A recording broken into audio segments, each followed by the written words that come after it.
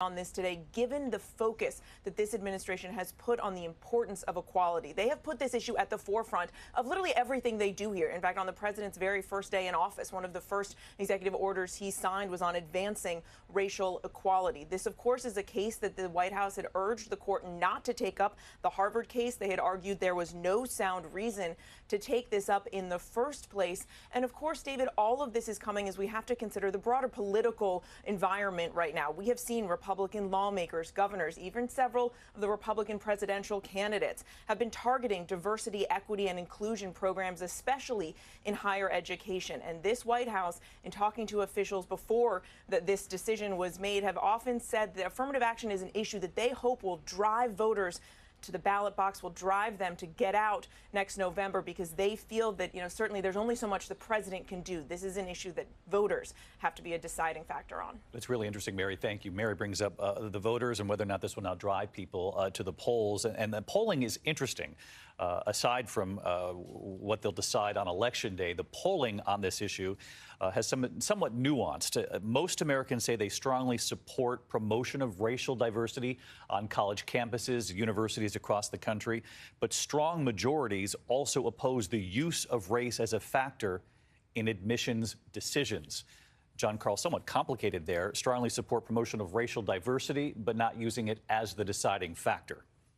And the numbers on this show that public opinion is almost exactly the same on both of those points, which to some degree are at odds. I mean, you have in the latest polling on this, 63% of Americans saying that they favor a ban on using race as a factor in admissions to colleges, but almost exactly the same number saying that they support the idea of programs that increase racial diversity on college campuses. So the question now to all these colleges, which must, in very short order, rework their admissions criteria, is how they do that if they no longer have the tool of race-based affirmative action. How do you ensure that a college campus reflects the country at large? How do you ensure that a college campus continues to have racial diversity on campus? And it would seem they're arguing, John, that the biography, the narrative put forward by an individual student would be how you would achieve that. I know there's going to be debate on whether or not that's the best way to do this, but that's the case they're making in this decision. But I mean, David, we've all been through the college application process, some of us longer ago than others, but you can imagine the pressure that might put on students who feel that they must make their essay effectively about how their race has affected their life. Some obviously would like to do that. Some may want to write about something else. But this says if race is to be a factor in the admissions, you must make it part of your story. Your story is most effectively told on those college applications through that very critical essay. John Carl, valid point. John, thank you so much. I want to bring in Professor Mitchell Krusto, professor of law at Loyola, who himself, he has said that affirmative action made a big difference in the trajectory of his career, his path. And I just wanted to get your reaction, Professor, to this decision. Yes, unfortunately, this is a bleak day for equity, diversity, and inclusion, especially for racial minorities. Back in 1971, when I applied to Yale College, I knew that Yale was interested in having me as a qualified candidate apply as an African American. Today, the Supreme Court is sending a negative message to racial minorities who are applying to colleges that they're going to have another obstacle of the many obstacles that they face relative to college and university admissions. Professor Krusto, I appreciate this. We do have two students with us. We wanted to get reaction on both sides of this debate from students right now. Bumi Omasori, pro-affirmative action student at both Duke and at UNC Chapel Hill. And I'm curious what your reaction is. I know that you were hoping this would go the other way. What do you make of what you've learned in their decision so far, that they say can't simply be sort of a check mark based on identity, but must be part of a student's narrative, what they present to the school as part of their biography? Well, I would say that I'm disappointed, but I'm not surprised. When we talk about holistic admissions, to say that you can include a student's identity, the student, the person behind the papers and the grades and the test scores, that you're not allowed to include race, which is such an encompassing part of at least my identity as an underrepresented minority. It it makes me feel upset. We know what happens when affirmative action goes away from universities. We can look at California, we can look at Michigan, who has already banned it, and see how their state flagships lack a astounding number of Black and Latino students. The one thing that really is is making me sad, I'll just say today, is that my identity has to be my race, the struggles that I've gone through, the trauma I've gone through as an African American woman in the United States. If I were applying to college today, I would have to write about those traumas in my Common App essay. I would have to write about those traumas and those very hard experiences for admissions officers to accept the overwhelming truth that we all know, which is that it is hard to be a Black person in America. And I don't think that's fair. And Bumi, that's the point John Carl was making moments ago, that students might now be forced to write about their experiences, or about particular experiences that perhaps they might not have included in their essays, because they're not allowed now moving forward to put on that piece of paper a key part of their identity. That's what you're saying here? Yeah, I'm saying that, like, for example, when I was applying to college last year, I had put down that I'm African American. I had put down that I come from a Nigerian family. And being from the area that I was, everyone who is involved in college admissions knows that I was, by being Black, more likely to experience things such as under-resourced schools, which I went to growing up, more likely to have teachers that didn't look like me, which was the case in my school. I did not have a Black teacher. And so I think that when it comes to kids who are applying in the next cycle, it is going to be hard to see themselves as someone outside of their race. I feel like that's what allowed affirmative action, by it being limited in the past to just being one factor considered amongst a host of others in a holistic process. It was never going to be the deciding factor after Bakke versus UC Davis, I believe, though many people still believe that it is.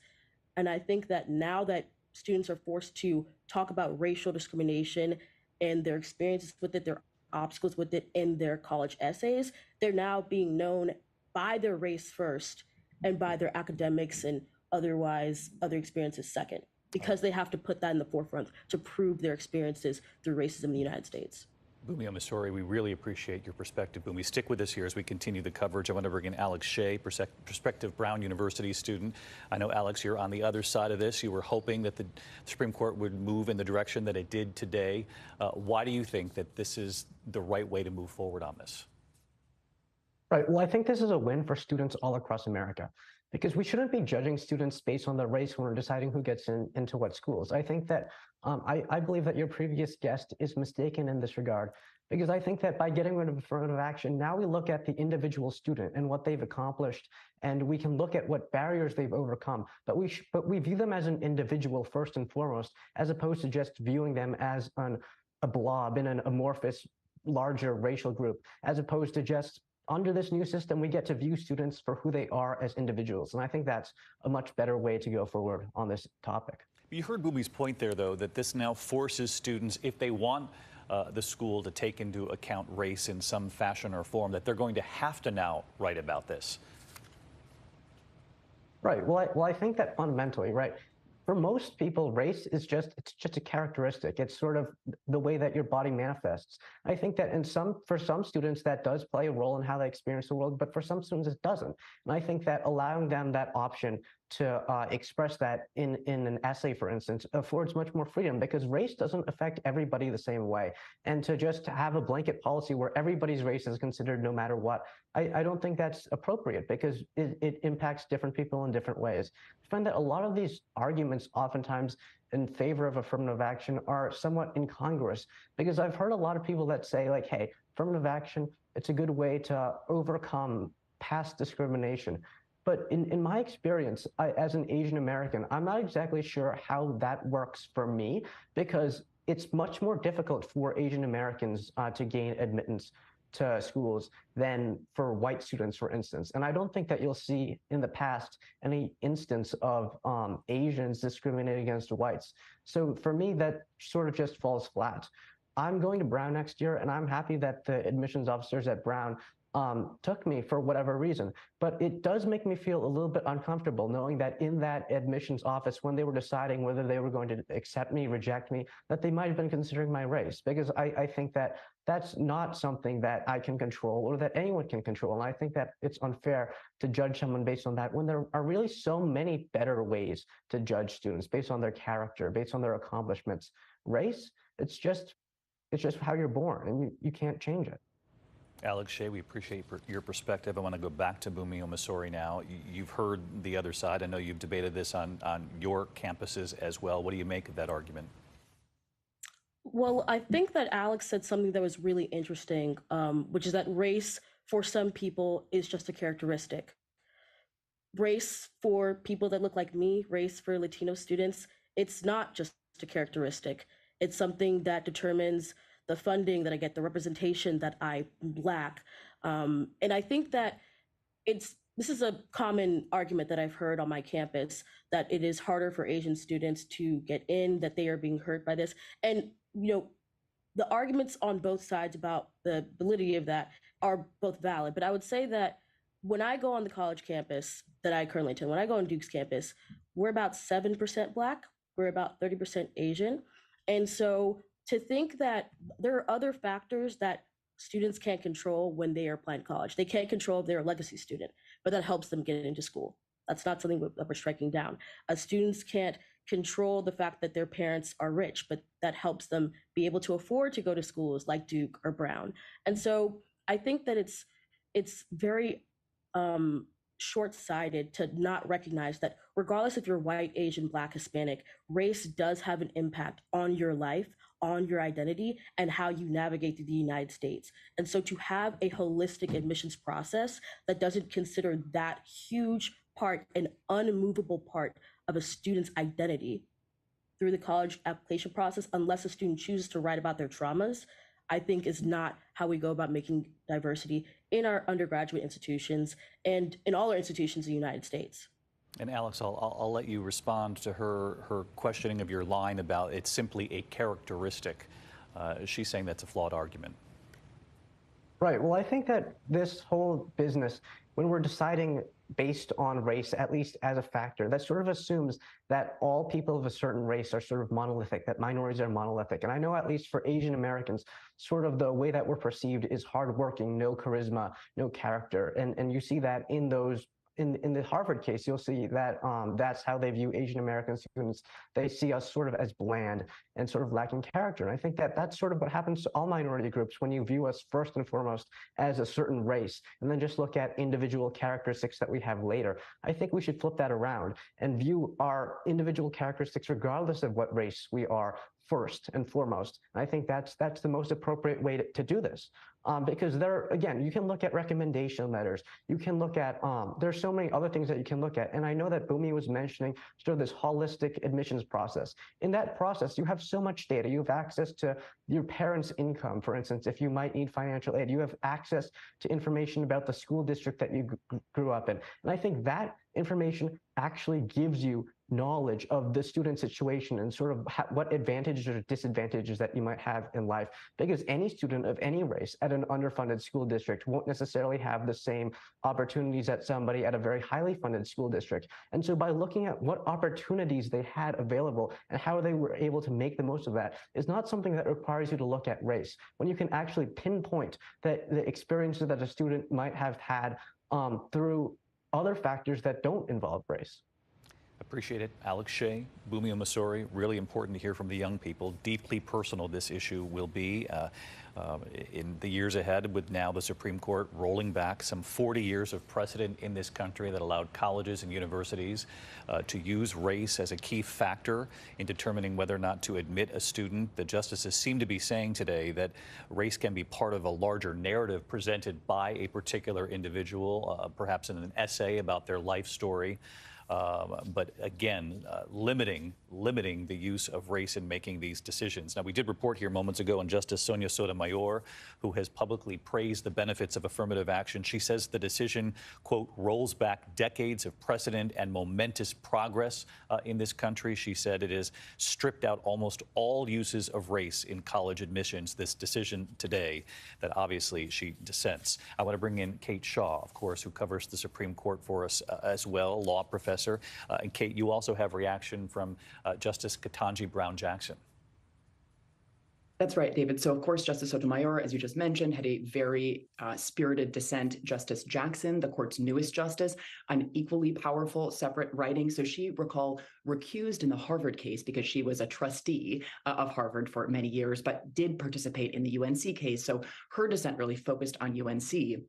And she really suggests that the irony of what the majority does, basically limiting, not totally prohibiting, as you've been discussing, but dramatically limiting the ability of colleges to take race into account when making admissions decisions. I'm going to read from this decision, she says, or from this dissent. She says, it will delay the day that every American has an equal opportunity to thrive, regardless of race. So she says, basically, the majority's holding here will do exactly the opposite of what the majority promises. And as to UNC specifically, I just want to read one more quote. She basically is suggesting, look, this is the flagship educational institution of a former Confederate state, UNC, that is, and it has embraced its obligation to afford genuine equal protection by taking race into account, mindful of history and mindful of the needs of the present. And she says that what the court does here is rest its decision on an entirely incorrect conception of the Constitution's equal protection guarantees. All right, Kate Shaw with us as we pour through this decision here today. The Supreme Court, thank you, Kate. The Supreme Court striking down the admissions policies of both Harvard and UNC. But of course, this is sweeping. This will affect colleges, universities, institutions across this country in their admissions process. And striking down the Harvard and UNC admissions policies, what they're in essence doing today is rolling back the 40 years of precedent using affirmative action as part of admissions, though the Supreme Court justices say race can be part of a narrative put forward. As we've been saying here, perhaps an example of that would be the essay that a student presents as part of their application. The argument, reaction coming into us against that notion is that now students would be forced to write about race in an essay in order for that to be taken into account. Again, deeply personal reactions on all sides of this. We've been hearing already within moments of this decision coming down. I want to bring in a couple of our contributors. Donna Brazil, of course, Democratic consultant for many years, contributor to ABC News. And Donna, what do you make of this decision? Well, it's a very sad day, and I agree with the student who said that I shouldn't be surprised, but I am shocked by the fact that in the majority opinion, they basically whitewash the Constitution in a way that basically says that we were right all along. The 14th Amendment, the clause, the Equal Protection Clause, will guarantee us a colorblind society. We all know that when slavery ended, Jim Crow began to take root, not only in my native South, but across this country. It took the Civil Rights Act of 1964 to eliminate those vestiges of racism. And now the most effective tool, an affirmative tool to eliminate barriers, a tool that would give us opportunity, is now weakened. So yes, the students will have to write perhaps essays that describe how this has been a long struggle to get to the place where they can even have a door to look at versus a door that would be left ajar for all people to get through. I see this as a setback. I see this as a setback not just for minorities. Of course, it's a setback for minorities. It's also a setback for white women as well and others who have used these effective tools to remedy past discrimination based on gender. So this is another, what I call another hit from the Roberts Court, whether it's on affirmative action, whether it's on voting rights, whether it's on a woman's right to choose. This is about freedom. And I think for those of us who believe in freedom and justice and equality for all people, we have more work to do. But you know what? Dr. King said the arc of the universe is long, it bends toward justice. I'm going to keep believing that. And I'm going to encourage those young people that you just heard to tell their stories, be part of the narrative. Let people know our great American story, because we were making a lot of progress. And I still believe that we can make progress after this disastrous opinion. And Donna, to that point, I wanted to ask you about what we heard from Bumio Masori. She's the student both at Duke and at UNC, and she essentially says this now forces a student, forces an individual to write about race when they might have otherwise written about something else in applying to a particular college or university. I totally agree with her. Look, I'm a professor part-time at Georgetown University. We've been dealing with the whole issue of the fact that, we were a slave-holding institution. So I am ready and willing to listen to students from across the country talk about just what it's been like to live 2 blocks or 4 blocks or 5 miles from university and you couldn't get in. You couldn't get in, but your great-grandparents or your grandparents, in my case, had a role in helping to develop and build that institution. So yes, we'll make it part of our narrative. But what I believe, America's narrative is supposed to be a land of opportunity, equal opportunity. And now we're removing a tool, affirmative action, which President Kennedy laid out in March of 1961, was to take affirmative steps to remove barriers to participation, not to, make it a burden for others, but to remove barriers. And so this was a tool. And while there's been some controversy over quotas and other methodologies used to achieve these goals, the bottom line is it was about opening doors. That's all. Donna Brazil, I really do appreciate it. I want to bring in Sarah Isgur to get reaction on the other side here. Sarah, of course, has worked in the Justice Department with the Trump administration, the George W. Bush administration. Sarah, you heard Donna there make the case this was a tool meant to help diversify the academic institutions in this country set forth by then President Kennedy. What do you make of the decision today? I actually think this is a far narrower decision than people are reacting to. The Roberts Court once again upholding precedent in this case, the Grutter case from 20 years ago, saying that, in fact, we always said that you had to have a holistic, individualized assessment of these students. What Harvard and North Carolina were doing was using check boxes for race to create a quasi-quota system, and that violated the Supreme Court's earlier precedent. And so in that sense, it's a very narrow ruling. Of course, we've had states for decades ban affirmative action, like California, Michigan, Texas. They don't rely on essays the way that I think some are fearing that I've heard. Texas, for instance, uses a top 10% rule, where all students who go to public high schools in Texas, if you graduate in the top 10%, are guaranteed admissions to a public college. They have found other ways to create diversity. And the last thing I'd note is that, these schools didn't justify their policies as ameliorating past discrimination. As Donna discussed, they said this wasn't about fixing past discrimination. It was about simply creating diversity. And that's where you see the break with the other 2 race-related cases from this term. The court upholding large portions of the Voting Rights Act, upholding the Indian Child Welfare Act. Those were about addressing past discrimination. What they're saying here is that's different. But the schools are arguing, what they were arguing for here was simply creating a racially diverse educational experience, only using large racial groups instead of looking at individual students and what they would bring to the campus. Sarah Isgur making the case that this is more narrow in scope than perhaps some are making it out to be. Sarah, I appreciate your perspective as well. I want to bring in Rachel Scott, our chief congressional correspondent. She's also leading the way in our coverage of the race for 2024. She's already hearing from candidates. Rachel, what have you learned? Yes, David, and this is notable because the Republican field is diverse. You have several candidates that have made their stories of adversity, diversity, and own personal struggles a centerpiece of their campaign, while also making it clear that they oppose affirmative action. And so we are getting reaction coming in. Just moments ago, former UN Ambassador Nikki Haley, who introduced herself during the campaign as the daughter of immigrants, says that picking winners and losers based on race is fundamentally wrong. She goes on to say in a statement, this decision will help every student, no matter their background, have a better opportunity to achieve the American dream.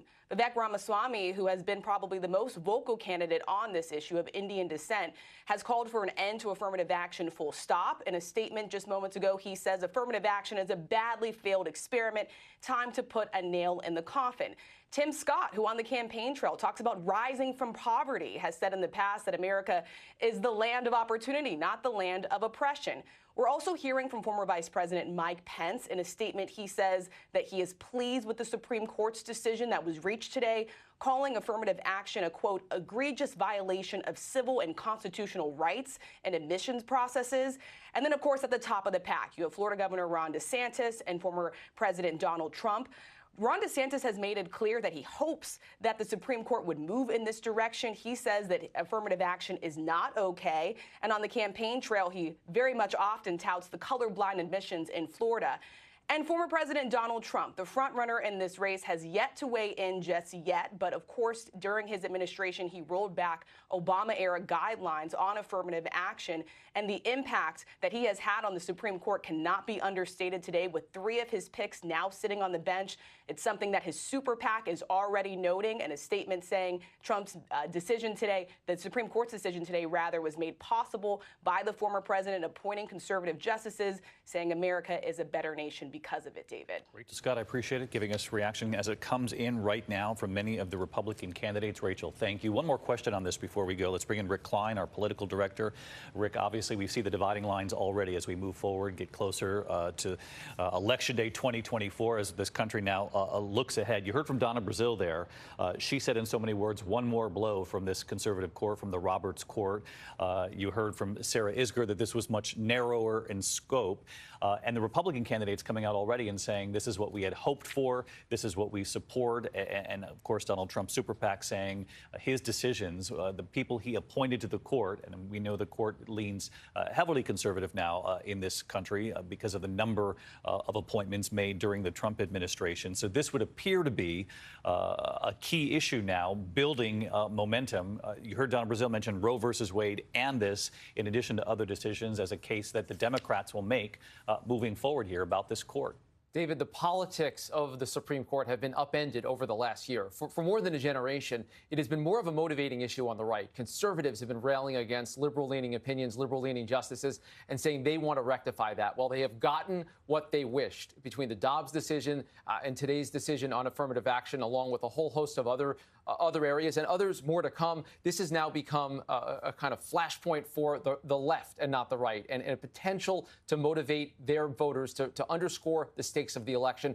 As Rachel said, you can't understate the impact of the court under the Trump era, and that is exactly what Democrats are going to be looking to rally behind and rally against, get their voters motivated, as motivated as they were during the midterms around Dobbs, using affirmative action, using potentially LGBT rights, using these issues and saying, look, this is what it means to have court picks that are chosen by a Republican president as opposed to a Democrat. We have seen just a sea change in the potential politics around that.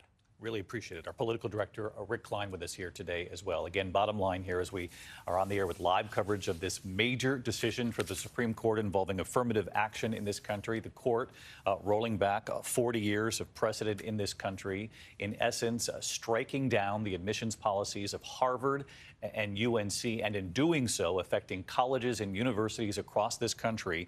I want to bring in Devin Dwyer one last time, again, to sort of cut through this for our viewers.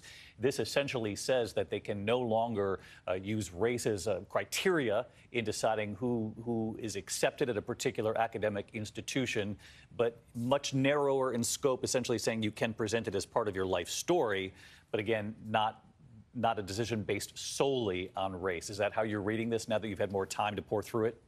Yeah, that's right, David. No longer can schools grant a plus factor for an applicant based on the racial checkbox on those application forms. Certainly, college admissions officers will be able to account for race to the extent that it's talked about by a student in those essays that they write about overcoming some sort of race-based discrimination. But no longer will the nation's most selective schools be able to use those basic forms to give a plus up for certain minority groups as they try to build diversity on campus. We already know that the Common App, the most widely used app by a number of colleges and universities nationwide, has offered schools the ability to remove the check boxes from their forms for this fall. And again, as we were talking about, this will impact hundreds of thousands of college students, high school students rather, as they apply for college this fall. Every college and university in this country will now have to rethink their process, David. Yeah, really sweeping in nature here today. Devin Dwyer, our thanks to you as always. And we heard the deeply personal opinions on all sides of this in our coverage just now. Our team will continue to report this out throughout the day. ABC News Live, abcnews.com. And of course, I'll be back with the entire team a little later today for World News Tonight. I'm David Muir in New York. Until then, have a good day. This has been a special report from ABC News.